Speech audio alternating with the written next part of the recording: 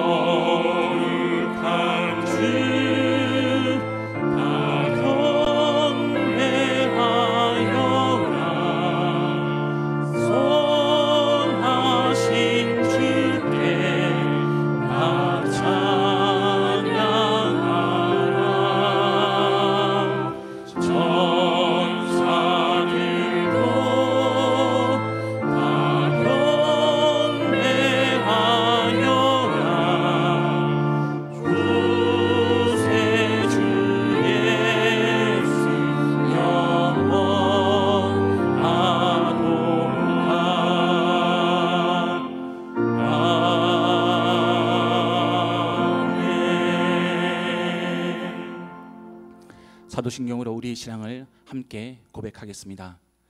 나는 전능하신 아버지 하나님, 천지의 창조주를 믿습니다. 나는 그의 유일하신 아들 우리 주 예수 그리스도를 믿습니다.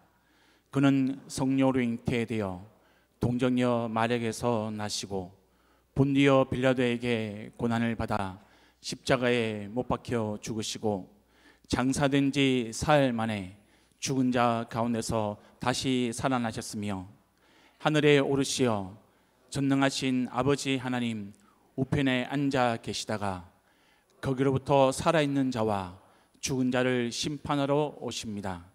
나는 성령을 믿으며 거룩한 공교회와 성도의 교제와 죄를 용서받는 것과 몸의 부활과 영생을 믿습니다. 아멘. 네, 자리에 앉겠습니다. 우리의 소망 되시는 예수, 그 예수님을 우리가 전심으로 함께 박수 치시면서 찬양하기를 원합니다.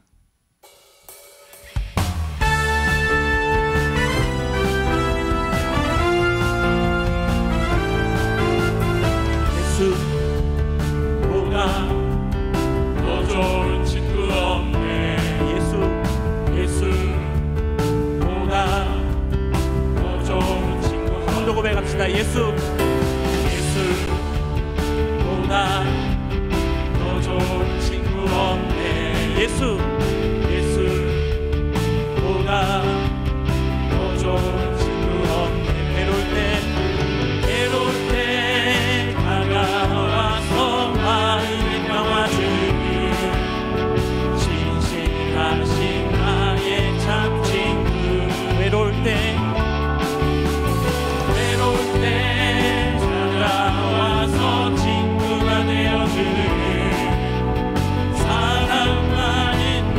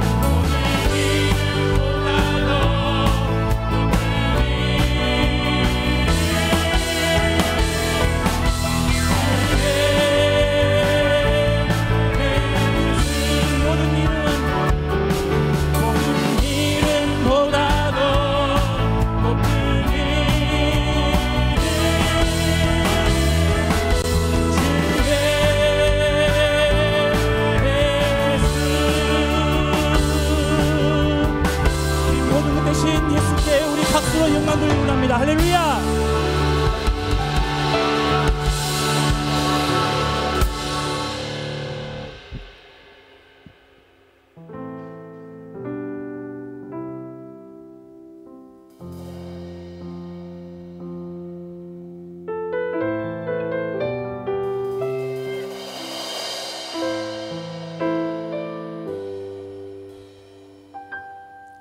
나의 만족과 유익을 위해 가지려 했던 세상 일들 이제 모두 다 애로 여기고 주님을 위해 가버리네.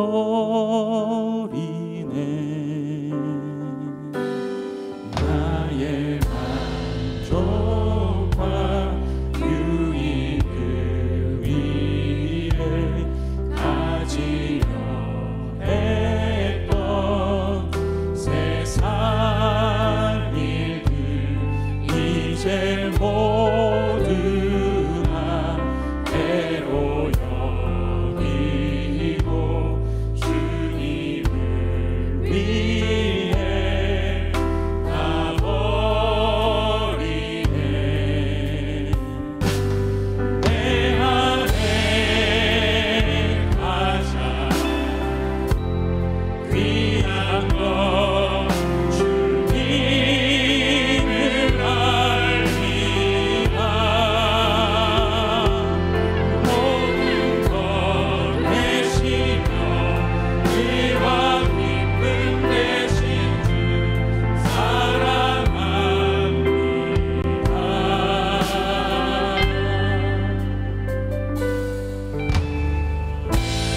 능력 체험하면서 주의 고난에 동참하고 주의 주르신 오늘 받아서 그의 생명의 장애 안에 내 안에 가장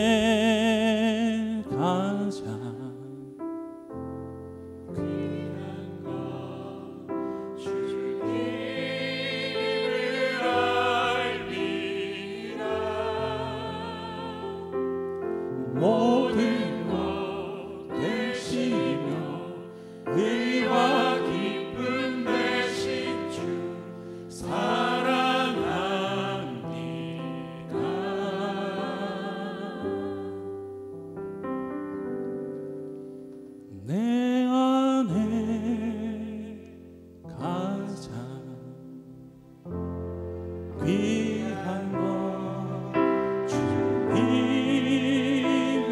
알미라. 모든 것 대시며 의와 기쁨 되신 주 사랑합니다.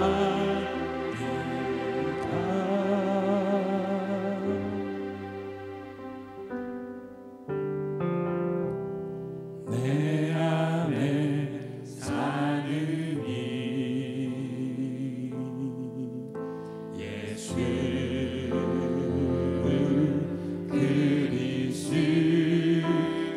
그리스도니 나의 죽음도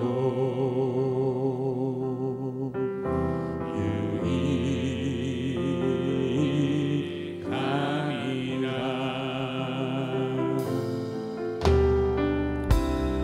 내 안에 사는 이 예수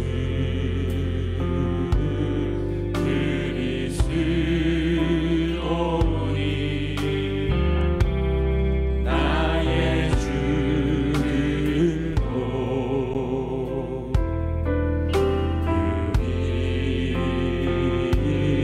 유익함이라.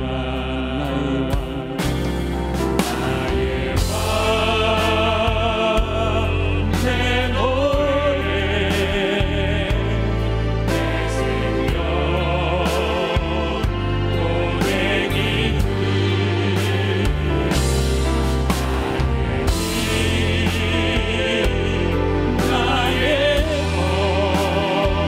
나의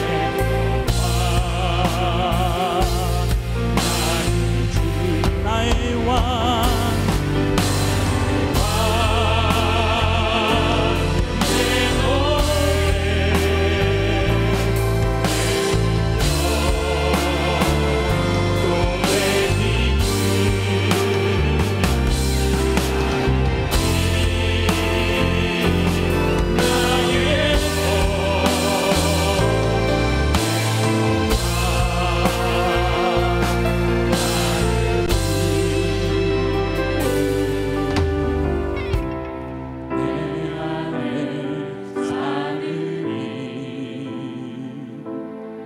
내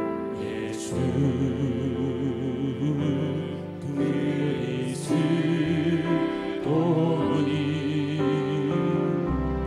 나의 죽음도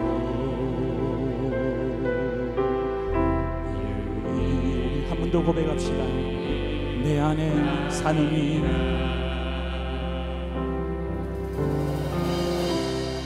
내 안에 사는 이 예수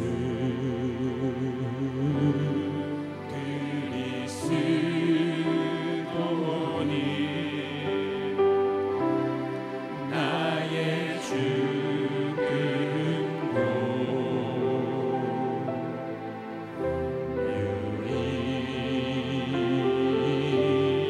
유익함이라.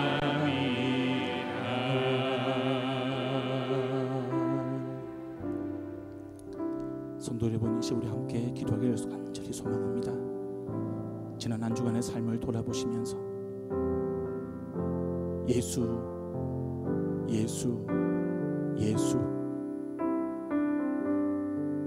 그분만이 나의 주님입니다. 이 고백을 드리지 못했던 나의 모습을 회개하고 오늘 이 예배 가운데, 오늘 들려주시는 말씀 가운데 예수, 예수, 예수, 예수님만이 나의 전부입니다. 예수님만이 우리 가정의 주인입니다. 예수님만이 우리의 목장의 주인이시며 이 은혜 샘물 교회의 주인이십니다. 그 고백을 우리가 전심으로 할 수 있도록 하나님 도와 주시옵소서. 우리 간절한 마음으로 함께 기도드리겠습니다. 하나님,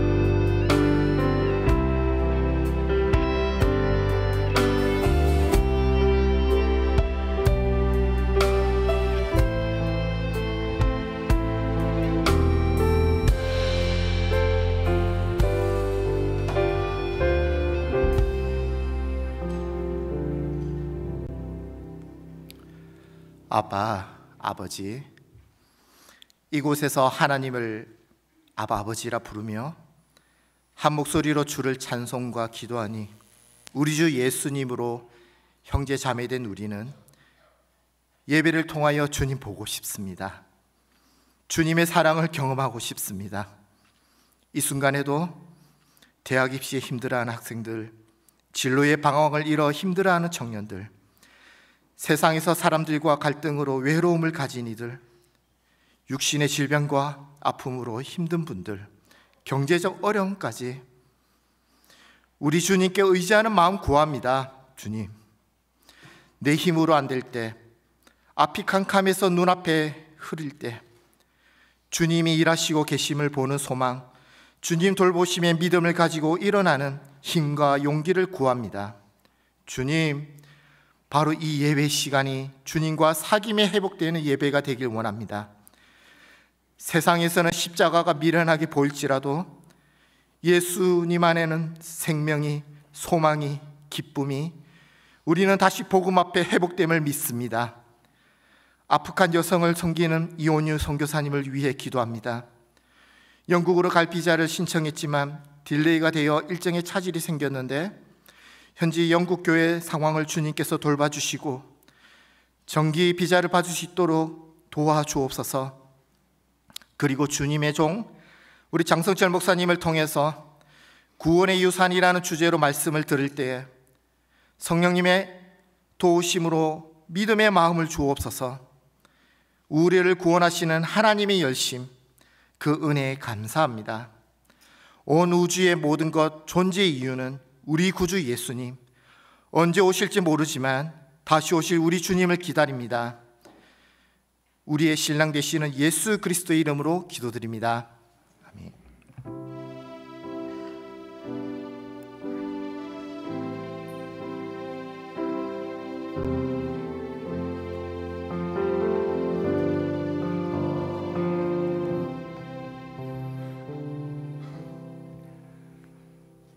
안녕하십니까. 스리랑카 목장에 섬기고 있는 김동국입니다. 하나님께서 저희 가정에 행하신 만남의 축복, 그 은혜를 성도님들과 함께 나누고자 합니다. 처음 은혜 나눔이기 때문에 약간 좀 어설퍼 보여도 너그러 이해해 주시고 들어주시기 바랍니다. 저희 가정이 2022년 1월에 은혜샘물교회에 등록을 했습니다. 처음 교회에 등록하면 그 4주간 새가족부에서 적응 훈련을 하는데 새로 오신 분들은 다들 받아보셨을 줄 믿습니다.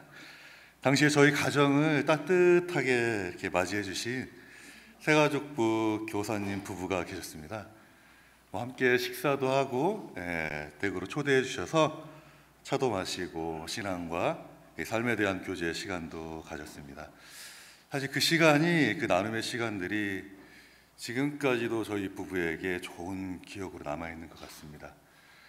아내와 제가 이제 가끔 은혜샘물교회에 처음 왔을 때 이렇게 회상하면서 그때 이랬지 저랬지 이런 얘기를 나눌 때 그 그러니까 새가족부 교사 부부에 대한 그 감사함이 이렇게 자주 나오더라고요. 그 기억들이 저희에게 큰 힘이 되었고 그 두 분이 베풀어 주신 그 시간들이 저희가 이 은혜샘물교회에 처음에 적응할 때 많은 도움이 되었습니다. 이것이 저희 가정에 행하신 하나님의 첫 번째 만남의 축복이었습니다. 첫 번째라고 하니까 이제 앞으로 몇 개 더 있는 거 예측하시겠죠? 자, 두 번째 만남의 축복은 그 4주간 새가족부 적응 훈련을 마치고 그 목장에 배정되었습니다. 사실 목장 모임에 참여하는 것이 꼭 필요한 건지는 제가 참 많이 고민을 했습니다. 이전 교회에서도 그 목장 모임을 해본 적은 한 번도 없었고, 사실 이 교회에 와서도 목장 모임에 나가고 싶은 마음이 크게 없었기 때문입니다. 하지만 아시겠지만 그 아내의 말에 순종하는 제가 그런 사람입니다. 그래서 아내가 강권적으로 권하진 않았고 권해서 목장 모임을 나가게 되었습니다. 처음 목장 모임 나가서 이게 그 목자님과 그 목원분들 이렇게 만나고 함께 식사도 하고 삶도 나누고 너무 좋더라고요, 사실. 이런 게 목장 모임이면 그 전에도 나갔어야 되는 거 아니었나. 하나님이 은혜 샘물교회에서 저에게 내리신 이 목장 모임의 은혜였습니다. 이것이 저희 가정에 행하신 하나님의 두 번째 만남의 축복이었습니다. 페이지 좀 넘기겠습니다. 제가 이거 준비하면서 이렇게 해보니까 짧더라고요. 제 아이가 예쁜 제 딸이 있는데 여기다가 포스트잇으로 조금 느리게 읽기라고 적어줬습니다. 근데 아시겠지만 이렇게 약간 사람이 긴장을 하면 좀 빨라질 수 있잖아요. 제가 한 템포 쉬고 가겠습니다. 주심 목장, 저희가 이제 처음 여기 와서 목장 배정 받은 목장이 주심 목장이었고, 그 목자님이 여성 중창단의 리더라는 사실을 알게 되었고, 이전 교회에서부터 중창단을 사모하던 아내는 기쁜 마음으로 여성 중창단에 합류하게 되었습니다. 그 아내의 선택이었고요. 그러던 어느 날 저도 남성 중창단 단톡방에 저도 모르게 초대가 되어 있더라고요. 아시겠지만 제가 한 건 아닙니다. 자연스럽게 중창단 활동을 시작하게 되었습니다. 하나님의 기쁨을 위해 함께 노래하고 섬기는 것이 저희 가정에 새로운 의미와 감사를 더해 주었습니다. 교회에서 다양한 모습으로 섬기고 계신 이 중창단 단원들을 만나면서 저희 가정은 또 다른 만남의 은혜를 경험하게 되었습니다. 이것이 세 번째 저희 가정에 행하신 하나님의 만남의 축복이었습니다.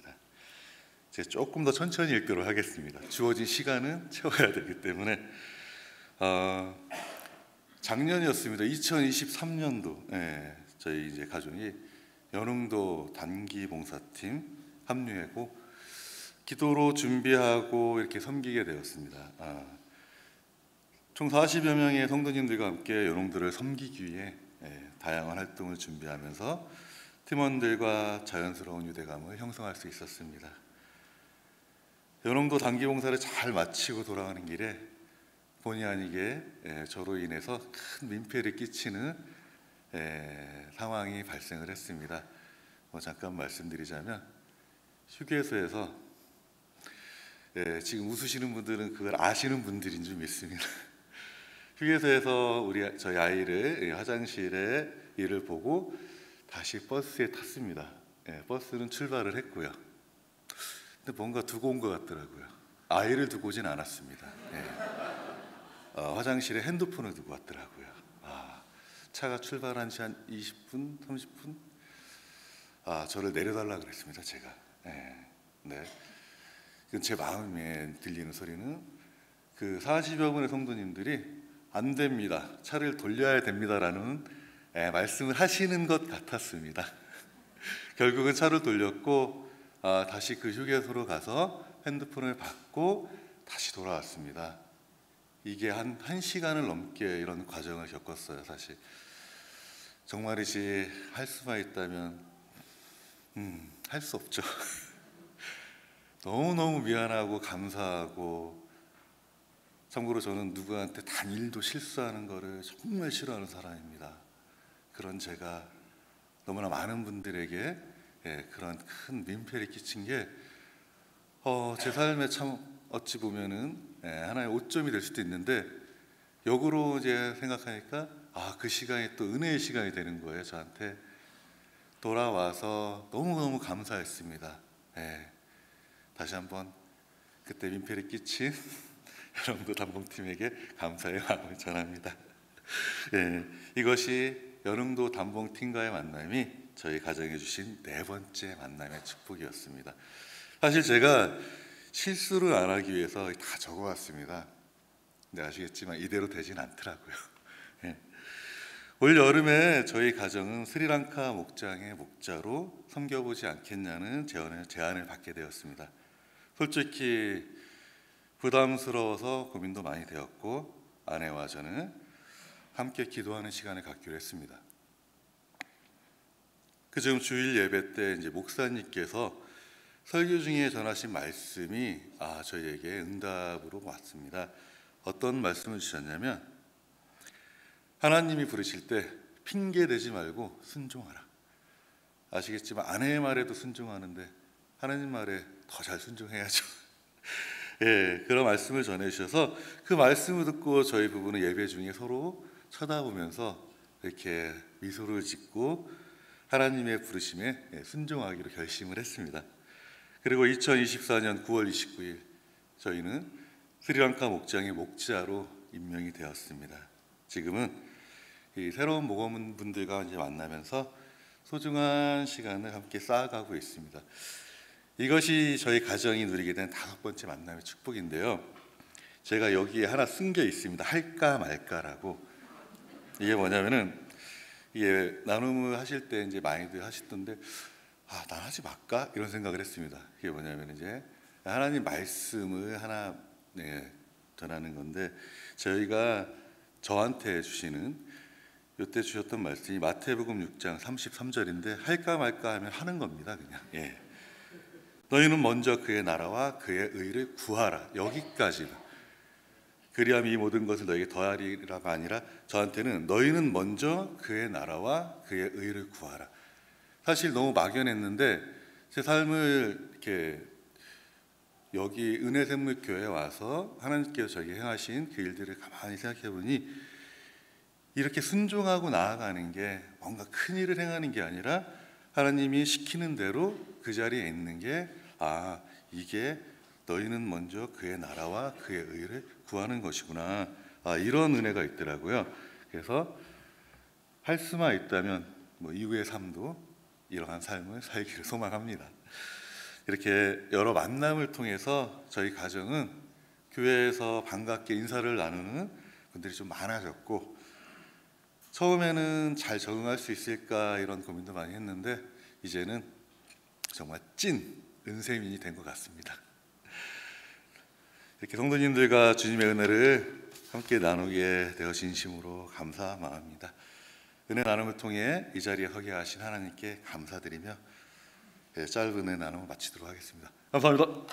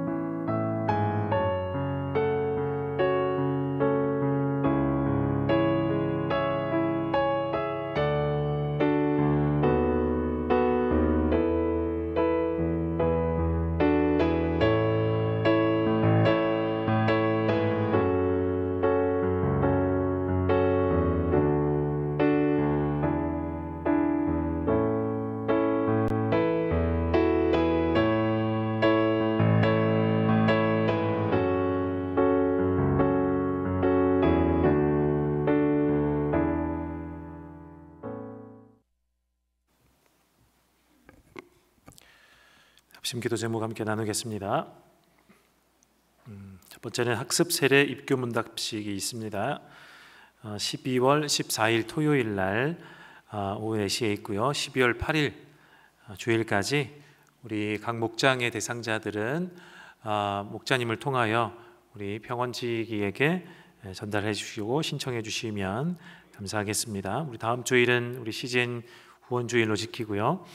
우리 예수영전 모임이 이번에는 12월 7일 오후 4시에 있습니다. 예수영전 모임이 필요한 분들 또 알고 계시면 또 찾아주시고 신청해 주시면 감사하겠습니다.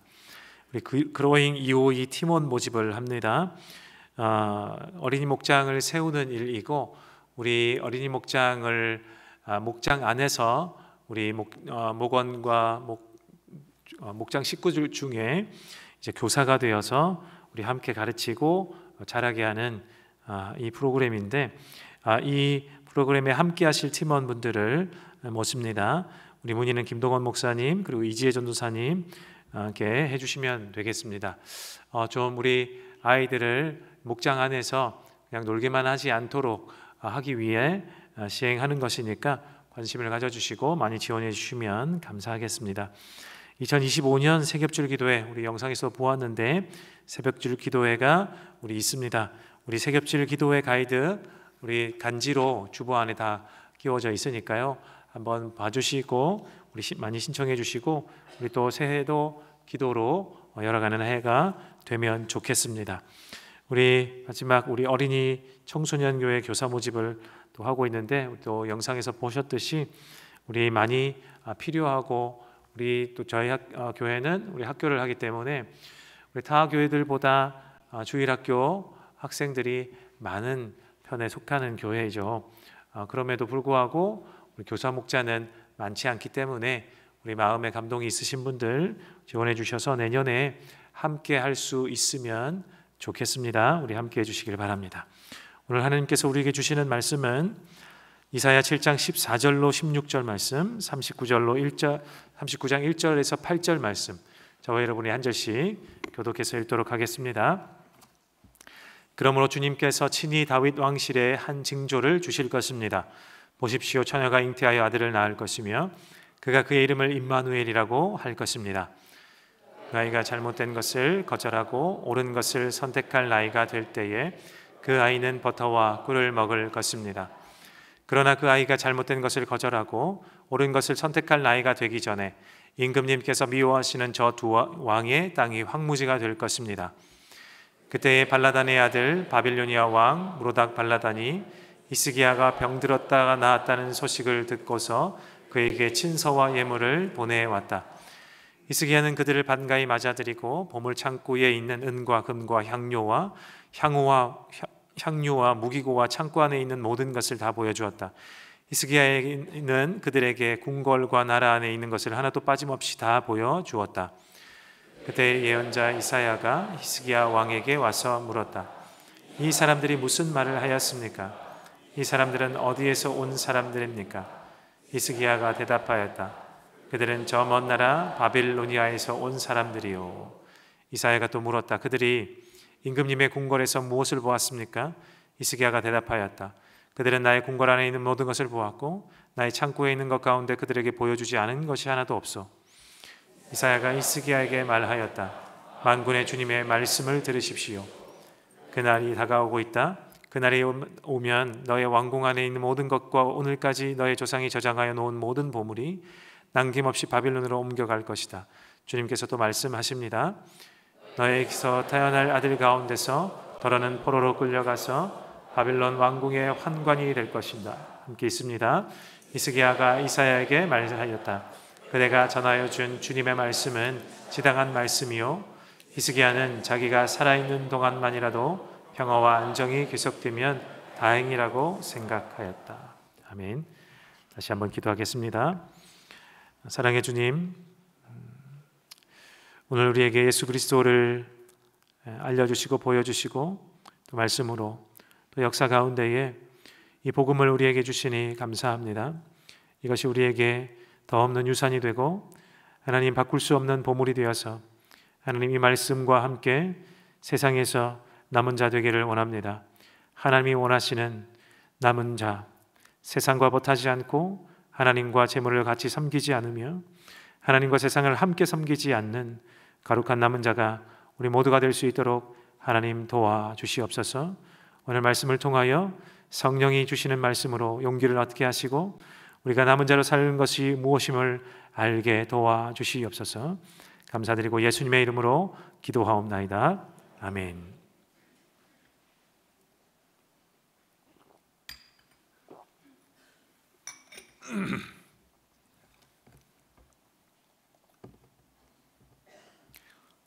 죄송합니다. 물이 잘못 넘어가가지고.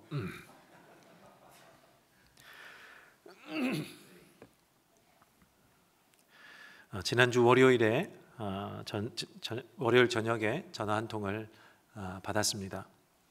목사님, 장로님 하늘나라로 가셨습니다. 하나님의 부르심을 받으셨습니다라는 전화였습니다.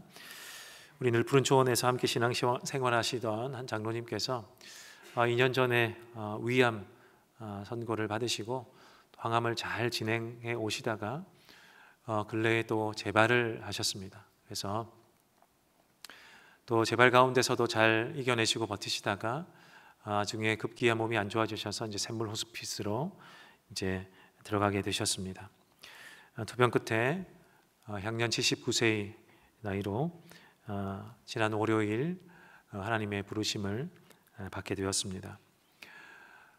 장례를 치르는데 입관 예배를 드리고 난 후에 가족 중에 한 분이 일어나서 오신 모든 분들에게 인사의 말씀을 전하는데 둘째이자 우리 막내 아드님이 일어나서 경과를 간략하게 전해주었고 그리고 아버님이 자녀들에게 주셨던 유언을 말씀해 주셨습니다.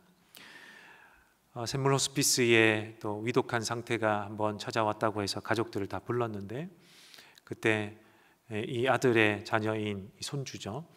손자와 함께 다 모였더랬다고 합니다. 그래서 손자가 할아버지에게 살아계실 때에 우리에게 좋은 말씀 남겨주고 가십시오라고 이야기를 했는데 이 장로님이 두 가지 말씀을 주셨다고 했습니다.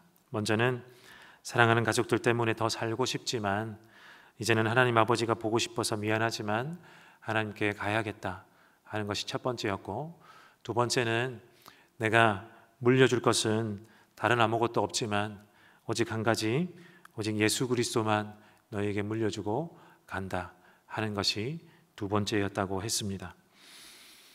들으면서 정말 유족들에게 정말 잊을 수 없는 말씀이겠구나 생각이 되었고 많은 재산과 많은 유산분들보다 마음속에 깊이 남아서 이 앞에 이 자녀들이 앞서 이제 생활을 하고 이 땅을 살 때에 정말 잊을 수 없는 이 아버지의 유언이 아닌가 유산이 아닌가 생각해 보았습니다. 저 또한 2021년 10월 31일 날 저희 어머니가 하나님의 부르심을 받고 하늘나라로 가셨습니다. 당시 저는 영구년대였기 때문에 강원도 고성에 있었고요. 저희 어머니는 담도암으로 1년여간 투병을 하셨는데 수술을 다 마치고 항암까지 다 마치고 또 재발한 상태가 되었습니다. 그래도 잘 버티시고 병원에서 간 나오셨기 때문에 그래도 한동안은 괜찮을 거라 생각을 했는데 갑자기 아침에 누나들에게 급하게 전화가 왔고 어머님이 일어나시자마자 쓰러지시고 하나님의 부르심을 받았다라는 것이었습니다. 제가 그때 옆에 없었고 또 옆을 지키지 못했고 어머니에게 유언과 같은 이야기를 듣지 못했기 때문에 너무 황망하게 그지없었지만 장례를 다 마치고 난 다음 이제 고향집으로 가보니 제가 사용하던 방에 어머니가 늘 읽으시던 성경책이 이렇게 놓여 있었습니다. 굉장히 오랫동안 읽으신 성경책이었고 그리고 표지가 이제 다 헤어졌기 때문에 성경책보다 더 오래 사용했던 그 커튼이 있었는데 저희 윤현실과 함께했던 그 커튼이었기 때문에 단번에 알아볼 수 있었습니다. 그 커튼을 잘라서 이 헤어진 성경책 겉표지를 이렇게 쌓아 놓았습니다. 그 커튼은 정말 노란색 쨍한 모과 열매들이 이렇게 있었던 커튼이기 때문에 저것이 그것이구나를 단번에 알아보았습니다.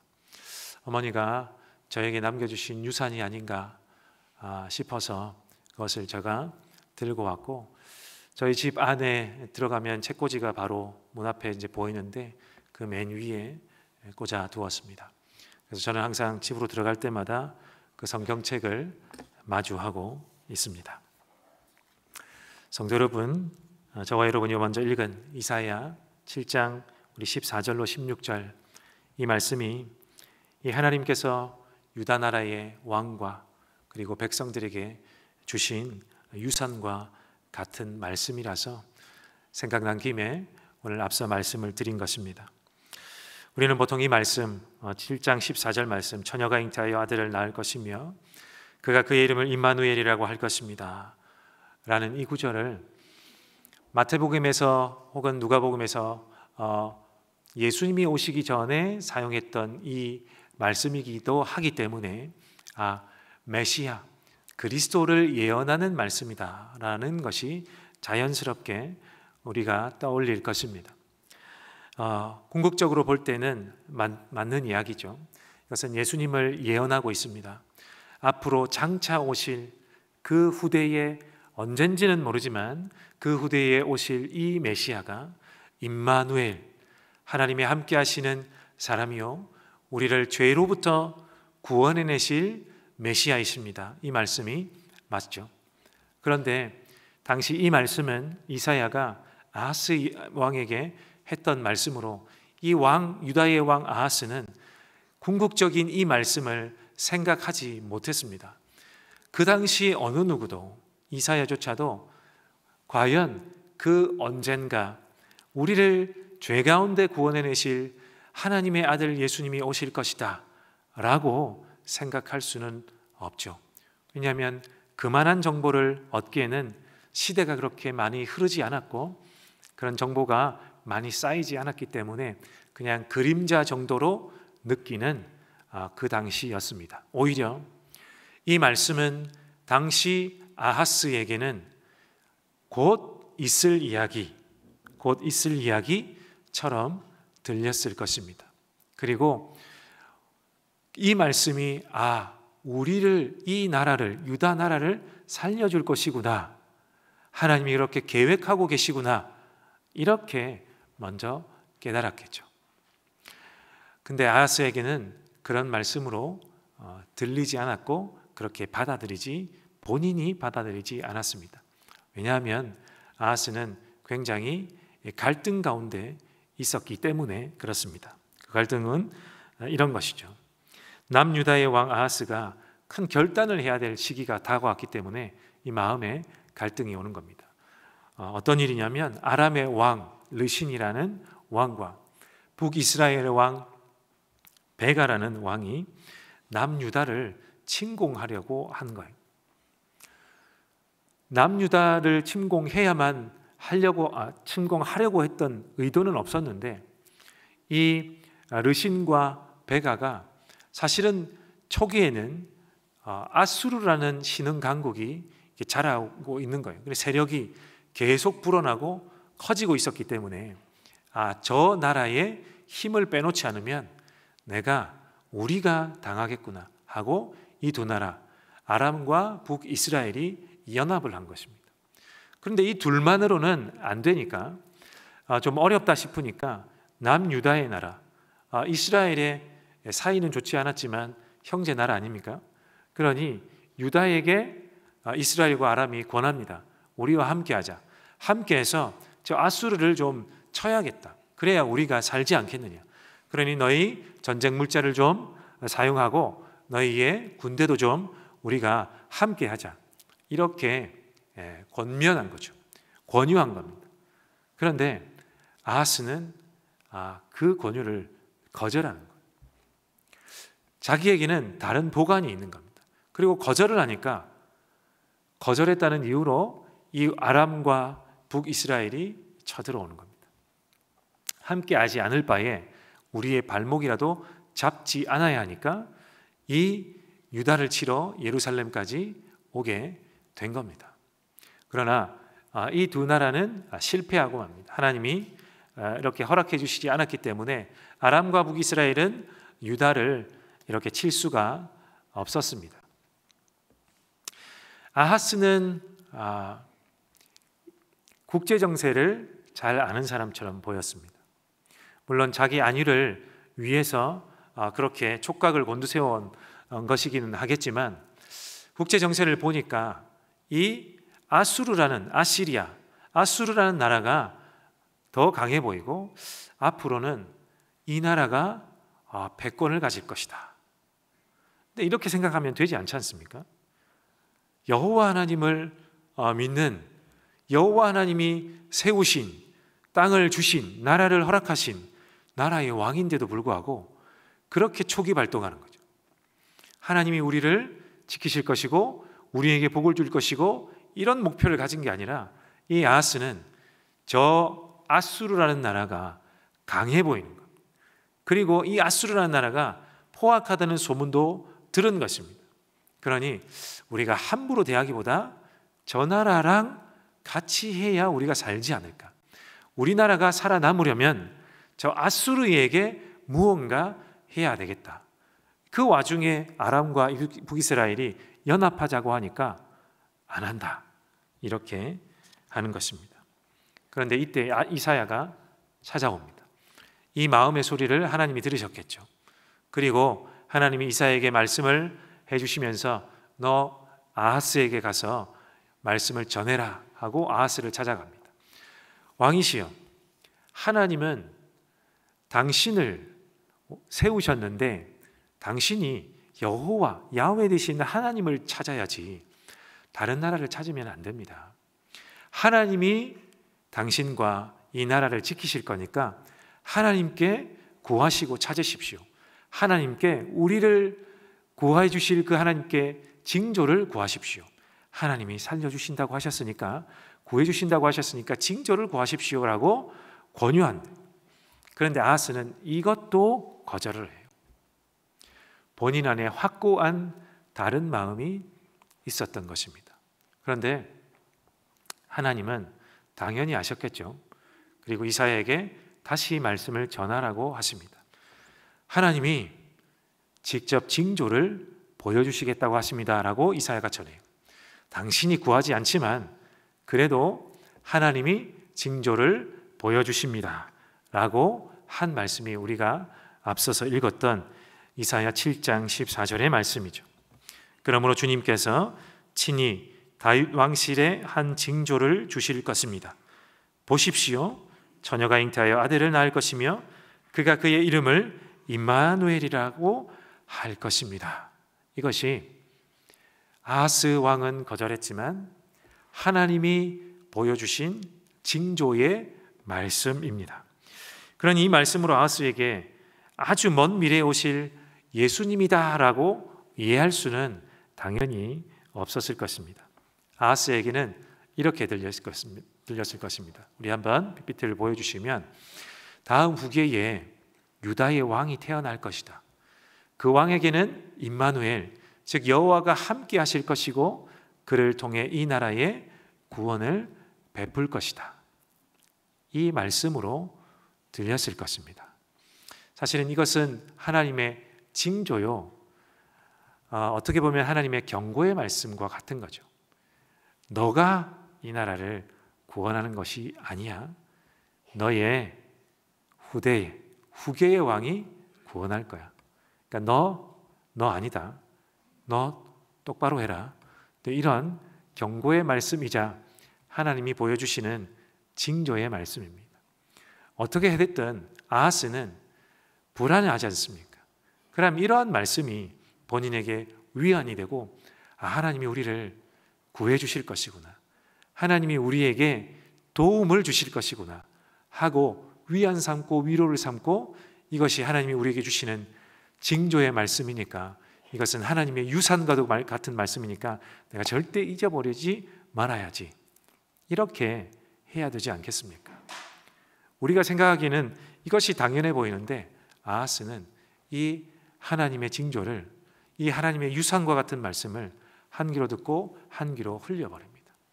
그리고 오히려 자기가 하고 싶은 대로, 자기 옳은 대로 행해버립니다.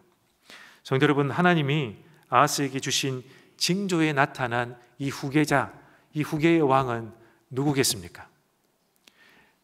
예수님 아닙니다. 예수님이 이때 나타났으면 우리 큰일 날 뻔했어요. 훨씬 더 메시아가 일찍 오시게 된 거니까. 이 왕은 바로 히스기야입니다. 히스기야.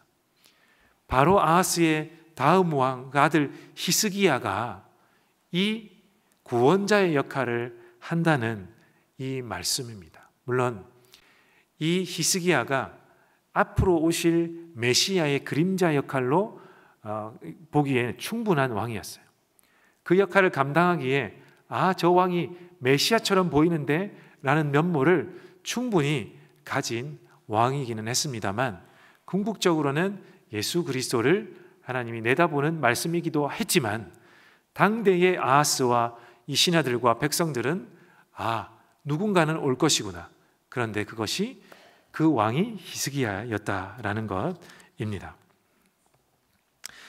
그러나 아하스는 이 말씀을 듣지 않고 자기 마음대로 행하는데 온 나라의 금과 은을 다 끌어모아서 아수르 왕에게 바치죠.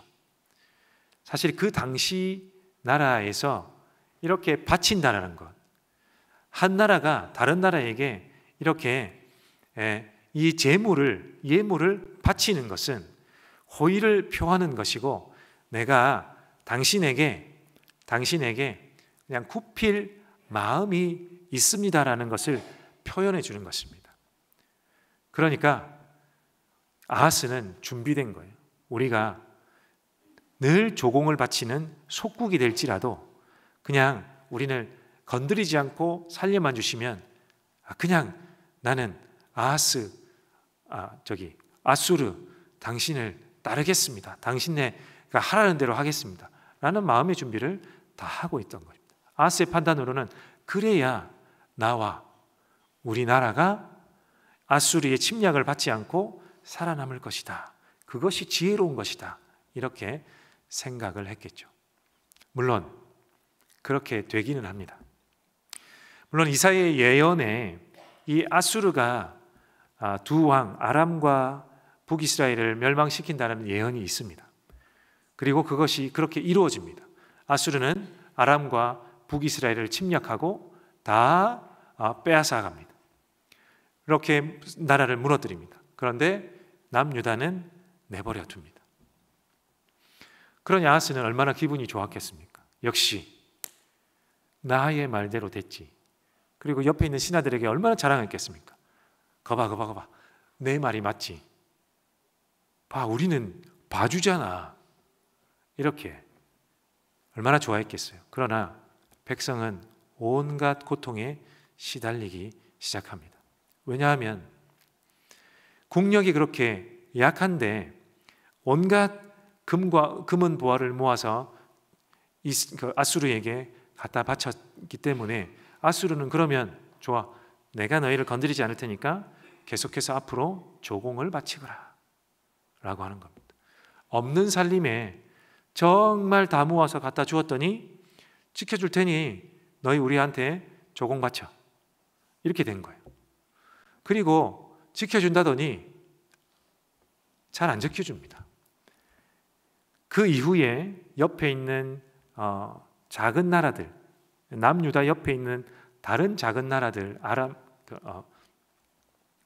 그 블레셋이나 또 다른 나라들이 자꾸만 야금야금 영토를 침공해 왔어요. 작은 정쟁들을 일으키면서 옆구리나 이 밑둥을, 이 유다 나라의 옆구리나 밑둥을 계속 야금야금 이렇게 먹었습니다. 그런데 나라가 지킬 수가 없는 거예요. 국방비도 없고 나라 안에 경제력도 없고, 이러니까 이 군사를 키워서 이렇게 보낼 여력이 안 되니까 자꾸만 조금씩 영토를 빼앗기고 있었습니다. 거기다가 조공을 계속 바쳐야 하니까 이 혈세를 짜내야 되는 거죠. 이 백성들에게 없는 살림을 계속 짜내어서 이 세금을 바치라고 강요하기 시작하고 그것을 갖다가 조공을 바치는데 나중에는 없으니까요. 무엇까지 털었으냐면 성전에 있는 금고까지 털었습니다. 왕이 그것을 함부로 할 수도 없음에도 불구하고 없으니까 갖다 줘야는 하니까 성전의 금고를 막 달라고 하면서 위협하고 가져가 버립니다. 마치 우리나라가 정말 가난해져서 정말 쓸 돈이 없으니까 문화재까지 다 팔아서 쓰는 지경에 이르렀다고 생각하면 오히려 피부에 와닿을까요? 그 정도로 하면 안 되는 행위까지 해가면서 고통을 다른 방법으로 받기 시작하는 거예요. 그러니 아하스는 아수르의 침략, 이 전쟁은 피했지만 나라가 정말 바닥까지 내려가는 고통을 다른 방법으로 당하게 되었던 거예요. 그런 와중에 히스기야가 왕이 됩니다. 정말 나라의 백성들은 얼마나 히스기야가 우리를 살려줄까, 이 어려움에서, 이 고통에서 우리를 구해줄까 얼마나 기대했겠습니까? 실제로 이 히스기야는 이 백성들의 이 기대에 부응하는 왕이 됩니다. 히스기야는 선대왕, 그 아버지 왕이 외교를 잘못했고 정치를 잘못했고 경제를 잘못했고 이것이 원인이니까 내가 이것을 고치겠습니다, 이렇게 한 것이 아닙니다. 물론 이것도 원인으로 보고 고치기는 합니다만 제일 큰 원인이 무엇이라고 생각했냐면 이 선대왕이 하나님을 제대로 섬기지 않은 것이 원인이라고 보았습니다. 분명히 유대인은 예루살렘이 있고 예루살렘에는 성전이 있는데도 불구하고 곳곳에 산당들을 세웁니다. 선대 왕들이 곳곳에 산당들을 세웠습니다. 이 산당들에서 물론 다른 신들도 섬기기도 제사를 드리기도 했지만 이 산당들에서 여호와 하나님을 경배하고 예배드리고 제사 드린다고 산당들을 명목상으로는 만들어 놓은 것들이에요. 그런데 여기서 어떤 일들이 벌어지냐면 산당이니까 무슨 제사 드리러 오는 것 아니겠습니까? 그래서 헌물을 바치라, 무엇을 바치라 다 요구할 수 있는 거예요. 제사 드리러 오는 사람에게 불안을 조장하고 너희가 바치지 않으면 너와 네 집이 망할 거야, 하나님이 이렇게 말씀하셨어, 아니면 이방신이 그렇게 이야기했어, 별의별 이야기를 다 하면서 오는 이 백성들에게 온갖 것들을 뜯어내기 시작하는 토착 세력들이 생기나요. 그리고 그들과 결탁하는 이 몇 프로 되지 않는 사람들이 이 산당 중심으로 생겨나기 시작하고 그들이 또 백성들을 괴롭히기 시작했습니다. 그러니 민심이 안 좋을 수밖에 없고 나라는 더 점점 어려워질 수밖에 없었는데 히스기야는 이것이 우상숭배요, 하나님이 원하시지 않는 것이요, 하나님의 방법이 아니니까 들어서자마자 종교개혁을 단행합니다. 그래서 퍼져 있는 모든 산당들을 회파하라 그럽니다. 그리고 그와 맞물려 있는 모든 기독권들을 다 파쇄해버립니다. 그렇게 일말에 종교개혁을 단행을 하고 그렇게 엮여있는 이 경제력을 악화시키는 카르텔들을 다 끊어버리고 그리고 이 나라를 살리기 위해서 그동안 돈이 없어서 못했던 토목공사들을 시작합니다. 그리고 무엇을 하냐? 이 국방력을 또 강화하기 위해서 토목공사의 거대한 토목공사 중에 하나가 예루살렘 성벽을 정비하고 다시 세우는 것을 히스기야가 단행을 합니다. 그리고 점점 나라가 올라가기 시작합니다. 점점 강해지는 나라로 성장하기 시작했습니다. 히스기야 때에. 그러니 백성들이 이 히스기야 왕을 어떻게 생각했겠습니까? 이사야가 징조의 말씀으로 예언한 것처럼 이 히스기야가 메시아구나. 당대의 백성들은 이 왕을 정말로 메시아로 받아들였습니다. 하나님이 우리에게 이 유산으로 주신 정말 귀한 메시아 왕이구나 라고 생각합니다. 유다를 아수르로부터 또한 독립을 시킵니다.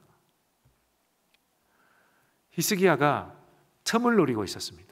아수르는 그 당시에 그 왕이 전쟁에 나가서 사망을 했어요. 그러니 후계자를 둘러싸고 엄청난 그 집안 싸움이 벌어졌습니다. 혈투를 아수르 내부에서 혈투가 벌어집니다. 왕위 찬탈전이 벌어지는 그때를 틈을 타고 여러 나라들이 반란을 일으키는데 그 중에 한 왕이 히스기야입니다. 히스기야가 그 틈을 노리고 반란을 일으키고 그 다음에 조공을 다 끊어버리고 성벽을 세워버렸기 때문에 대비태세를 다 갖추었어요. 그러니 백성들이 얼마나 좋아했겠습니까? 히스기야는 유다를 아수르로부터 독립시킨 왕이요, 바다까지 내려간 이 경제를 재건한 왕이요, 무너진 성벽을 다시 수축하고 확장한 왕이 되었으니까 이 히스기야야말로 당대의 메시아 아니었겠습니까? 그러니 이사야가 예언했던 이 말씀이 맞구나, 우리를 구원할 그 왕이 히스기야구나 라고 다 여겼던 것입니다. 임마누엘, 하나님이 함께 하시는 이 왕이 히스기야구나, 이 왕은 정말 귀하다, 우리에게 유산과 같은 왕이다. 이 왕이 또 무엇을 했냐면 율법을 다시 정비합니다. 그리고 온 나라의 율법을 선포하고 반포하고 하나님의 백성으로서 사십시오 라고 이렇게 하니까 이 왕이 우리에게 주신 이 유산과 같은 하나님의 율법을 우리가 지킵시다 라고 이 나라가 잠시 이렇게 다시금 옛날에 다윗 왕, 솔로몬 왕 때의 빛을 보기 시작했습니다. 히스기야에게 왜 어려움이 없었겠습니까? 당시에 아수르와도 싸워야 했고 주변 나라에 빼앗긴 영토들을 다시 찾아와야 했고 여러 싸움들이 있을 때마다 히스기야는 늘상 하나님 앞에 성전에 가서 기도합니다. 하나님께 구합니다. 그러니까 하나님이 응답해 주시고 이기게 하시고 또 재건하게 하시고 또 이 경제력을 일으켜 주시고 이렇게 하나님이 응답해 주시면서 다 들어주셨던 것입니다. 심지어 여러분이 잘 아는 이런 일도 있는 거예요. 왕이 죽을 병에 걸렸어요. 너무 이렇게 스트레스를 받았던 모양입니다. 그리고 너무 밤잠 안 자면서 이 백성들을 위해, 이 나라를 위해 너무 열심히 일했던 모양입니다. 그러니 건강이 해쳐지게 되었고 죽을 병에 걸리게 되었습니다. 그때 히스기야가 어떻게 했습니까? 면벽기도 하지 않습니까? 일명 면벽기, 벽을 대고 하나님께 기도합니다. 하나님 나를 아시지 않습니까? 하나님이 명하신 거 내가 다 수행하는 그런 왕이 아니었습니까? 하나님의 백성을 살리기 위해서 정말 열심히 노력하는 왕 아닙니까? 하나님의 말씀을 지키려고 온갖 노력을 했던 내가 아니었습니까? 하나님 나를 살려주십시오. 아직도 해야 할 일이 많은데 이 백성들은 다 어떻게 합니까? 하면서 눈물로 기도하지 않습니까? 면벽기도. 여러분 면벽기도라고 다 들어보셨죠? 여러분 주일학교 때 다 배운 말씀 아닙니까? 주일학교 때 배웠고 여러분이 교사로서 가르쳤던 이야기 아닙니까? 아니라고요? 그러면 잠깐 중간 광고, 내년 25년부터 주일학교와 함께 해주시기를 바랍니다. 톡팀과 함께 해주시면서 이 말씀이 나올 때 가르칠 수 있지 않습니까? 여러분이 배우셨던 것을 내년 25년도에 어린이교회와 청소년교회와 함께 해주시기를 바랍니다. 아멘. 협찬받은 것은 아니니까 오해 마시고. 네. 그렇게 히스기야는 면벽기도를 했더니 하나님이 그 기도에 응답해 주시잖아요. 응답해 주시고 병을 싹 이기게 해주십니다. 그래서 이 병에서 나음받고 회복받아요. 그러니까 어떤 일이 벌어지냐면 당시 아수르는 이제 왕위 찬탈전 이후에 패망해 가는 나라가 되었어요. 그러니까 새로운 신흥 강국이 떠오르는데 그 나라가 바벨론이라는 나라였습니다. 당시만 해도 히스기야 당시만 해도 바벨론은 그렇게 큰 나라는 아닙니다. 아직 아수르에서 패권을 다 가져온 나라도 아니었고 작은 나라였지만 이게 나중에 커지는 나라가 되는 거죠. 그런데 이 바벨론에서 이 왕이 나왔다고, 이 유다 왕이 나왔다고 소문을 듣고 가진 금은 보화를 가지고 온 겁니다. 사절단을 보냈어요. 사절단이 예물을 들고 히스기야를 찾아왔습니다. 제가 앞서 말씀드린 것처럼 예물을 들고 이렇게 바치는 관계는 어떤 관계라고요? 친하게 지냅시다. 우리 친하게 지냅시다. 내가 당신네 나라 그리고 당신이 섬기는 하나님의 말씀을 잘 들을 준비가 되어 있습니다. 당신이 뭐라고 하면 내가 지킬 의향도 있습니다. 이렇게 약간 고개를 숙인 듯한 이런 형국이기 때문에 히스기야가 이렇게 마음을 놓은 것 같아요. 이 이전까지만 해도 히스기야는 하나님 앞에 기도하던 왕 아니었습니까? 온갖 어떠한 일도 하나님께 물으며 하나님의 결정을 구하던 왕이 히스기야였는데 이때는 이 기분이 좋았던 나머지 이게 어깨가 이만큼 올라가서 자식들 좀 아는데 이런 마음이었던 것 같아요. 교만해져서 하나님께 묻지 않고 국가 기밀을 다 보여주기 시작하는 거예요. 야, 너네 좀 잘 나간다고 하던데 아직 우리한테는 안 되지. 우리에게는 여호와 하나님이라는 또 신이 있는데 너네 이렇게 여호와 하나님을 잘 따르면 우리처럼 된다. 이렇게 하면서 국고를 열어주고 무기고를 다 보여주고 이 왕궁에 있는 창고란 창고는 다 보여주고 야, 너네 조금만 내 말 잘 들으면 너희도 이렇게 된다. 이런 마음 아니었겠습니까? 보여줄 수 있는 건 다 보여준 겁니다. 왜 보여줬겠습니까? 단순히 기분 좋아서 보여줬을까? 결정적인 순간에 하나님 들어주셨으니까 왕이 교만해졌던 겁니다. 히스기야가 교만해졌던 것. 그래서 이 나라를 친하게 지내려는 일종의 외교술이었겠습니다만 하지 말아야 될 일들을 한 것입니다. 하나님이 화가 나시고 이사야를 통하여 왜 그러셨습니까? 당신이 보여준 것 하나님이 저 나라로 하여금 다 빼앗아간다 하십니다. 그제서야 히스기야가 깨닫습니다. 아이고, 내가 잘못했네. 그래도 일말에 양심이 발동하여 하나님, 내가 통치하는 동안에는 그런 일이 없게 해주십시오. 이렇게 푸념 섞인 기도로 오늘 본문을 마무리하고 있는 것입니다. 성도 여러분, 사실은 이스라엘은 심판받아 마땅한 죄들을 너무 많이 지었어요. 그래서 북이스라엘은 멸망당했습니다. 남유다는 다를까요? 히스기야 왕 앞에는 다 악한 왕들이 지배했어요. 그래서 하나님이 심판하시겠다고 엄청나게 이사야로 하여금 계속 이야기를 했지 않습니까? 그런데 잠깐 히스기야로 빛을 보았다고 이 왕부터 왕이 이렇게 했다는 것은 백성들도 교만해졌다는 이야기입니다. 하나님이 보여주시는 이야기입니다. 이 백성들도 잠깐 잘 살게 되었다고 교만해져서 이전으로 돌아가고 만 것이에요.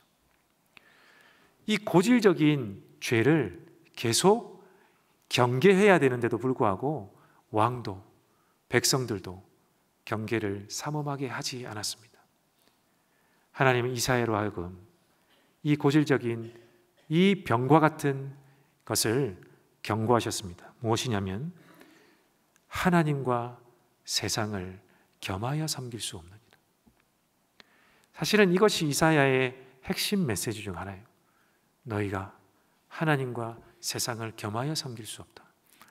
이 고질적인 죄는 여호수아 때로부터 계속해서 있었습니다. 물론 그 이전부터도 있었습니다만 여호수아가 땅을 받고 이 땅에 정착한 한때로부터 계속해서 있어왔던 죄악들이 세상과 하나님을 겸하여 섬기는 것. 이 땅에서 이 이스라엘 나라 땅 가운데서 이 일은 계속해서 벌어져 왔고 사사기를 보내면서 이 반복되는 습관들이 계속해서 났다는 것이죠.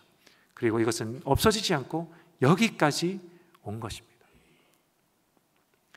이사야가 하나님의 말씀을 듣고 아하스 왕에게, 히스기야의 선대왕 아하스 왕에게 경고하러 갈 때, 말씀을 전하러 갈 때, 징조를 구하라고 전하러 갈 때 혼자 가지 않았습니다. 어떻게 갔냐면 7장 3절을 보여주십시오. 이사야 7장 3절. 그때 주님께서 이사야에게 말씀하셨다. 너는 너의 아들 스알야숲을 데리고 가서 아하스를 만나거라. 그가 세탁자의 밭으로 가는 길, 윗몸 물 빼는 길 끝에 서 있을 것이다. 아하스가 전쟁을 대비하기 위해서, 아람과 북이스라엘이 쳐들어올 그 전쟁을 대비하기 위해서 어디로 가냐면 윗못, 세탁자의 밭 가는 길, 윗몸 물 빼는 길, 세탁하러 간 것이 아니고 여기가 이 성, 예루살렘 성 안으로 들어오는 수원지인 겁니다. 물길이 들어오는 길이에요. 그래서 이것을 점검하러 갔는데 하나님이 이사야야, 너 아들하고 가서 이사야에게 아하스를 만나거라 그럽니다. 뭐 굳이 혼자 가도 되는데, 아들은 아직 선지자도 아니고 하나님께 받은 말씀도 없는데 굳이 아들하고 같이 가라고 합니다.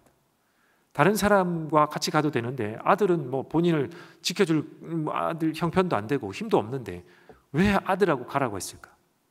그러면서 아들하고 가라고 하면서 그 아들의 이름을 가르쳐 주지 않습니까? 여기에 힌트가 있는 것입니다. 스알야숲, 아들 이름의 뜻은 이것입니다. 남은 자만 돌아오리라. 이 아들의 이름의 뜻이 남은 자만 돌아오리라입니다. 그럼 이사야의 뜻은 무엇일까요? 이사야 이 이름의 뜻은, 우리 다음 장을 보여주시면, 야훼는 구원이시다. 함께 가라고 했습니다. 그러면 이 이름의 뜻이 함께 합해지는 것입니다. 다음 장 보여주시면 이사야, 스알야숲이 아하스를 찾아 함께 가지 않습니까? 이 말은, 이 이름의 뜻을 해석하면 야훼 하나님은 남은 자만 돌아오게 하신다입니다. 하나님은 남은 자만 구원하시겠다라는 경고를 이 이름으로 하여금 아하스에게 보여주는 겁니다. 그러니 너 징조를 구하라, 이렇게 한 것인데 못 알아들은 거예요. 못 알아들은 것입니다. 근데 이것이 이사야의 면면이, 계속 이사야서의 처음부터 끝까지 면면이 흐르는 하나님의 메시지입니다. 하나님은 남은 자만 구원하신다. 여러분, 이 남은 자는 어디로부터 남은 자일까요? 세상으로부터 남은 자 아니겠습니까? 세상으로부터 남은 자. 그러니 너희가 세상과 하나님을 같이 겸하여 섬길 수도 없고, 세상으로부터 남은 자, 거룩한 남은 자가 되어야 한다는 거예요. 하나님의 의도는 너희 백성들 전체가, 이 이스라엘 백성 전체가 이 세상으로부터 남은 자가 되어서 너희가 복을 받고, 이 복을 세상 가운데 펼쳐놓고 전해주는 그러한 복의 근원이 되기를 원했는데 그것을 하지 않는 거예요. 이 백성들이 대대로 그것을 하지 않고 고질적인 병을 가지고 사는 겁니다. 남은 자가 되기는커녕 세상과 하나님을 둘 중에 자로 재면서, 무게를 재면서, 이럴 때 하나님이 나에게 응답해 주시겠지. 그러나 이럴 때는 세상이 법칙을 따라야 내가 사는 거지. 대세가 그러한데. 그리고 아하스가 아수르를 따라간 건 아닙니까? 그러나 아하스야, 그렇게 하면 안 된다. 히스기야야, 너도 그렇게 하면 안 된다 라고 하는데, 교만해지면 이 병이 계속해서 들고 올라오는 거예요. 히스기야도 마찬가지였습니다. 좀 잘 살았다고 해서, 하나님이 잘 이뻐 봐주신다고 해서, 하나님의 응답이 내게 주어졌다고 해서, 그렇지, 하나님은 나를 지켜보고 계시지 하고 교만해지는 순간 이 죄악은 스물스물 올라오기 시작하는 거예요. 그리고 교만해진 순간 세상과 하나님을 견주어 보고, 아, 동일하구나, 아, 세상이 좀 좋은 것이 취할 것이 있네 라고 하면서 잠시 물리는 결과를 가져오는 것입니다.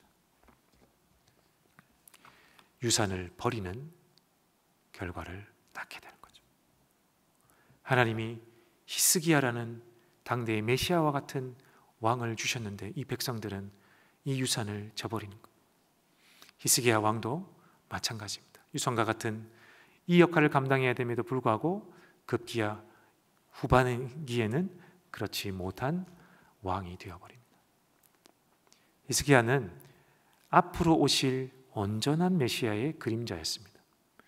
히스기야는 불완전한 사람이지만 앞으로 오실 메시아 예수 그리스도는 완전한 유산과 같은 하나님이십니다. 믿으십니까? 우리의 유산으로 주어진 이 메시아 예수 그리스도는 히스기야와 같지 않고 쓰러짐도 넘어짐도 교만함도 없으신 분이었습니다. 그분을 우리가 유산으로 물려받은 사람들 아니겠습니까? 세상 무엇과도 이 유산을 바꿀 수 있습니까? 없죠. 내가 내 판단으로 이것도 좋고 예수님도 좋고 할 수 있겠습니까? 할 수 없다는 이야기입니다. 이사야서가 보여주고 예수님이 말씀하시고 행동으로 우리 사복음서에 명명백백히 적혀 있는 이 복음의 말씀으로는 똑같이 세상과 하나님을 섬길 수 없음을 우리는 기억해야 합니다. 마태복음 6장 24절에 예수님이 이렇게 말씀하십니다. 아무도 두 주인을 섬기지 못한다. 한쪽을 미워하고 다른 쪽을 사랑하거나 한쪽을 중히 여기고 다른 쪽을 업신여길 것이다. 너희는 하나님과 재물을 아울러 섬길 수 없다. 우리 하나님 아버지의 유산 예수 그리스도를 여러분의 삶의 보물로 여기시기를 바랍니다. 그리고 이 예수님을 따라하시기 바랍니다. 내가 예수님을 될 수 없을지언정 내가 예수님을 따르는 자는 될 수 있지 않겠습니까? 그러니 우리 주 예수 그리스도께서 말씀하신 이 말씀을 따르는 자, 그리고 행함으로 나타내는 자, 그러한 사람들이 우리 모두가 되기를 바랍니다. 예수님을 닮아가시기를 바랍니다. 또한 이 예수님의 제자로 살기 위해 고군분투하시기를 바랍니다. 늘 우리 예수님은 낮은 곳을 바라보셨고 늘 낮은 사람들과 함께 하셨습니다. 그것이 예수님이 살아오신 방식입니다. 왜냐하면 하나님과 세상을 겸하여 섬길 수 없기 때문에 낮은 그곳에서 겸하지 않는 삶을 사셨던 것입니다. 그래서 우리는 다 가난한 자가 되라는 이야기가 아닙니다. 이 예수님의 정신을 본받아 내가 세상과 하나님을 섬기지 않도록 하여 주십시오. 늘 우리에게는 교만하여지는 순간, 행여나 하나님이 우리에게 기도 응답을 해주시는 순간, 하나님이 우리를 사랑한다고 느껴지는 순간, 그때부터 스물스물 내 안에 죄악이 올라오기 시작할지도 모릅니다. 교만이 올라올지도 모릅니다. 그럴 때마다 오늘 이 말씀을 기억하시면서 세상과 하나님, 재물을 섬기지 말라고 하신 예수님의 말씀을 기억하면서, 오늘 이사야의 말씀을 기억하면서 하나님, 내가 교만하여지지 않기를 원합니다. 더 낮은 곳으로 가기를 원합니다. 그곳이 좁은 길이라 할지라도 내가 고군분투하며 이 길을 가게 하여 주십시오. 예수님이 나를 그렇게 가르치셨던 것처럼, 성령이 나에게 그렇게 말씀을 주셨던 것처럼 나도 그렇게 살 수 있는 자 되게 해 주십시오 라고 기도하는 삶을 우리 함께 살아가기를 바랍니다. 그렇게 고군분투하고 살다 보면 이 삶이 어렵지만 내가 행할 수 있게 되고 어느새 나도 모르게 예수님을 닮아 있을 줄로 믿습니다. 제3자가 어느 누구도 저 멀리서 여러분을 볼 때 예수님 닮으셨네요. 부인할 수 없는 당신 예수님 닮으셨네요. 이렇게 칭찬할 것입니다. 이런 칭찬을 기뻐하시는 저와 여러분 되시기를 주님의 이름으로 간절히 소망합니다. 우리 함께 자리에서 일어나셔서 헌신찬송 452장 내 모든 소원 기도의 제목, 우리 함께 바라는 마음으로, 이 가사를 바라는 마음으로 우리 1절과 우리 3절, 1절과 3절 우리 함께 찬송하겠습니다.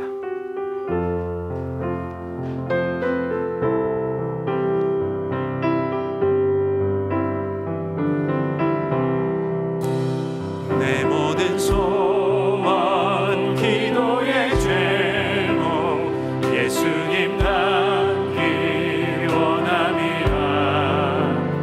예수님 영상 나이기 위해 세상에 보아 기잖네.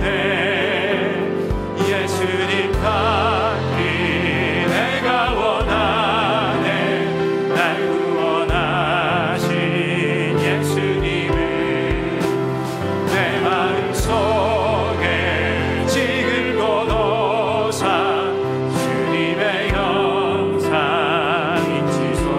겸손한 예수, 겸손한 예수, 거룩한 주님, 원수의 멸시 잡으시사 우리를 위해 고난을 받은 그 주를 닮게 하옵소서.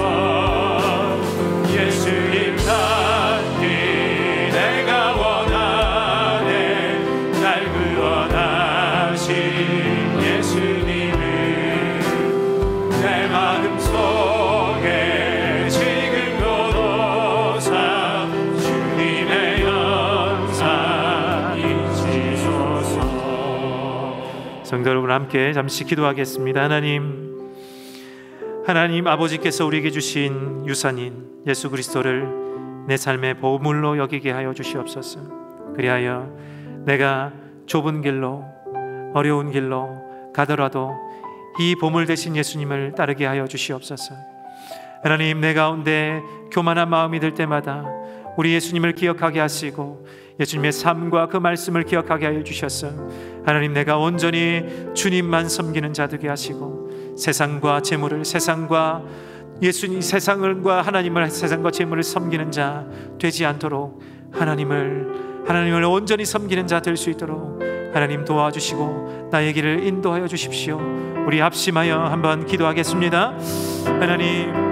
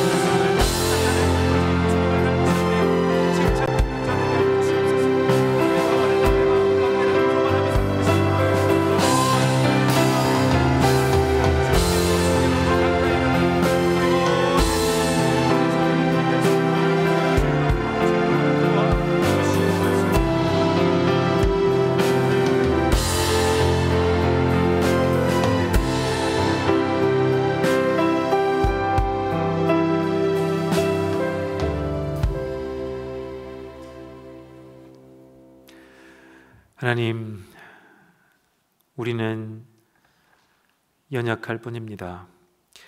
마음으로는 다짐하고 헌신하며 기도하지만 세상 가운데 사는지라 세상을 닮기도 하고 세상과 버타기도 하며 내가 주님을 섬길 때가 많이 있습니다. 하나님, 이렇게 연약한 나에게도 하나님 오늘 말씀을 주시사 세상으로부터 거룩한 자, 남은 자 되기를 원하시는 주님의 마음을 다시금 전달받사오니 하나님, 나의 마음을 강하고 담대하게 하여 주시고 다시금 내 속에 교만함이 올라올 때 오직 주 예수 그리스도를 하나님 본받는 믿음이 다시 생각나게 하여 주셔서 하나님 버리게 하여 주시옵소서. 하나님, 이 시대에 세상과 하나님을 겸하는 자 되지 않게 하시고 세상과 예수님을 겸하여 섬기는 자 되지 않게 하여 주셔서 오직 하나님께만 집중하는, 오직 예수 그리스도만이 나의 유산이요 보물로 하나님 여기는 자 되어서 오직 그 말씀에만 반응하고 쫓아가는 거룩한 남은 자 되게 하여 주옵소서. 우리 주 예수 그리스도의 은혜와 하나님 아버지의 사랑과 성령 하나님의 교통하심이 우리의 바꿀 수 없는 유산 되신 예수 그리스도를 닮기 원하는 이 자리에 모인 주님의 권속들 머리 위에 지금부터 영원까지 함께 하실지어다. 아멘.